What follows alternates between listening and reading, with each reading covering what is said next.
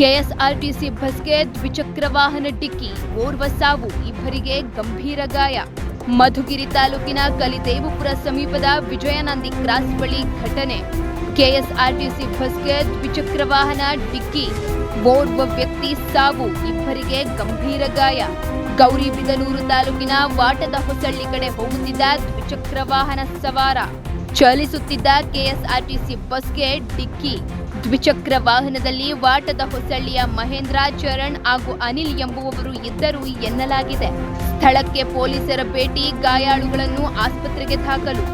ಮಧುಗಿರಿ ತಾಲೂಕಿನ ಕಲಿದೇವಪುರ ಹೊರವಲಯದಲ್ಲಿರುವ ವಿಜಯನಂದಿ ಕ್ರಾಸ್ ಬಳಿ ಕೆಎಸ್ಆರ್ಟಿಸಿ ಬಸ್ಗೆ ದ್ವಿಚಕ್ರ ವಾಹನ ಡಿಕ್ಕಿ ಹೊಡೆದ ಪರಿಣಾಮ ಓರ್ವ ವ್ಯಕ್ತಿ ಮೃತಪಟ್ಟು ಇಬ್ಬರಿಗೆ ಗಂಭೀರ ಗಾಯಗೊಂಡ ಘಟನೆ ವರದಿಯಾಗಿದೆ.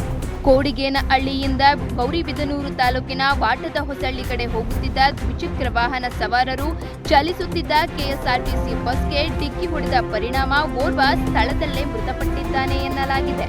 ದ್ವಿಚಕ್ರ ವಾಹನದಲ್ಲಿ ವಾಟದ ಹೊಸಳ್ಳಿಯ ಮಹೇಂದ್ರ ಬಿನ್ ಚಂದ್ರಪ್ಪ, ಚರಣ್ ಬಿನ್ ಆದಿನಾರಾಯಣಪ್ಪ ಹಾಗೂ ಅನಿಲ್ ಎಂಬುವವರು ಇದ್ದರು ಎನ್ನಲಾಗಿದೆ.